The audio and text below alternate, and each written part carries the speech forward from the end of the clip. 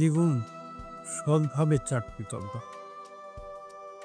কিন্তু ছেলে ঋণ শোধ করছি দিয়ে মাথার পরে ছাত্র মনে হয় থাকতে।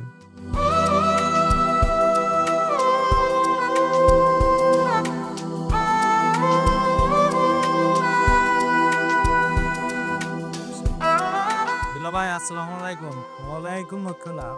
তাহলে বাড়ি খাবো, চা বিস্কুট নিয়ে বসে গেছে যে? হ্যাঁ, বল বল। খবর ভালো দুলা ভাই। তা কি মনে করে? দুলা ভাই, আপনার সাথে আমি একটা জরুরি কথা বলার জন্য এসেছি। তা কি কথা বল। ব্যাংক থেকে সিটি এসেছে, শুনলাম আপনাদের ঋণ খিলাপি আছে। যদি সময় মতো ঋণ পরিশোধ না করেন তাহলে হয়তো আপনার এই শখের বাড়িটি নিলাম হয়ে যাবে, তখন কিন্তু আপনার পথে বসতে হবে। এ কি বলছিস তুই? হ্যাঁ, আমি ঠিকই বলছি। সব বুদ্ধি আদি ইফাত বলল টাকা ইনভেস্ট করলে নাকি 4 গুণ বেশি হয়। এখন দেখছি সে নিজেই উদাও।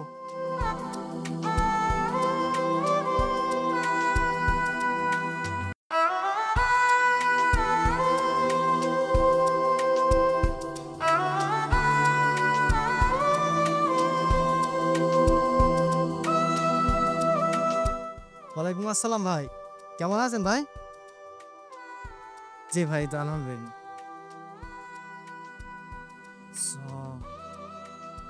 ভাই ভাই প্লিজ ভাই, আমার আর কয়েকটা দিন একটু সময় দেন ভাই। আরে ভাই, টাকা ইনভেস্ট করলে তার ফক্সে যাচ্ছে না।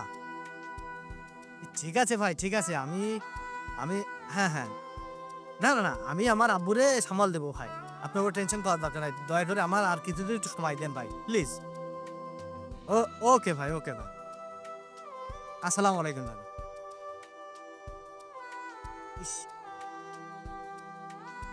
বাবা রিফা, বউ একটু নিচে তো বাবা।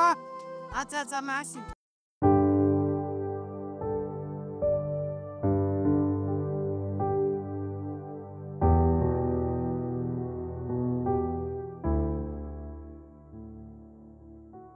জিলন বল। আরে মামা, আপনি কখন এসেছেন? কেমন আছেন মামা? ভালো, কিন্তু তুই কি আমাদের ভালো থাকতে দিচ্ছিস? কেন, আমি আবার কি বললাম মামা? ইদানিং তোর কর্মকাণ্ড যা দেখছি তাতে করে তো আমাদের ভালো থাকা যায় না। মামা, আমি আবার কি শুরু করব?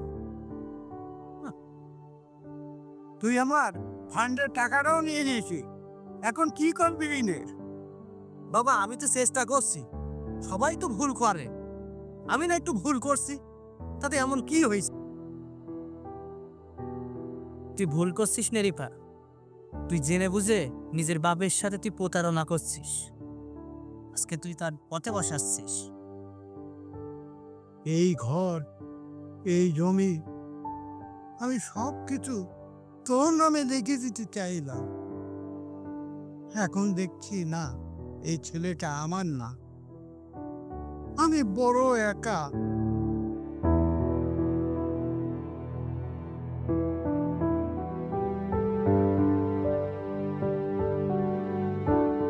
আব্বু, আমারে একটা সুযোগ দাও, আমি আব্বু ঠিক হয়ে যাব। আমি কথা দিলাম আব্বু, আমি ঠিক হয়ে যাব। শুধু নিজের ভুল বুঝলেই মানুষ বদলায় না, পিছু টান থাকলেই বদলায়। আমি তো তোকে সব দিয়ে দিয়েছি, আমার বলতে তো আর কিচ্ছু নেই।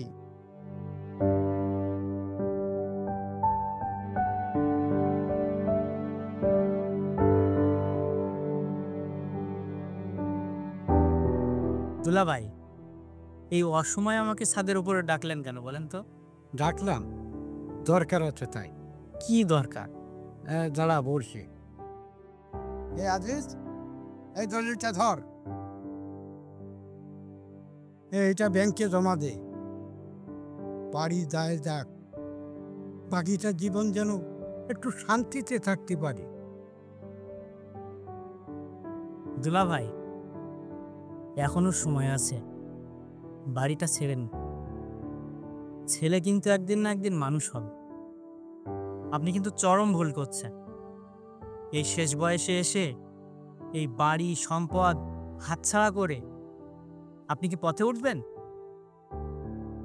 আপনি কি ভেবেছেন এই সব কিছু হাতছাড়া করে আপনার ছেলেকে মানুষের মতো মানুষ করতে পারবে?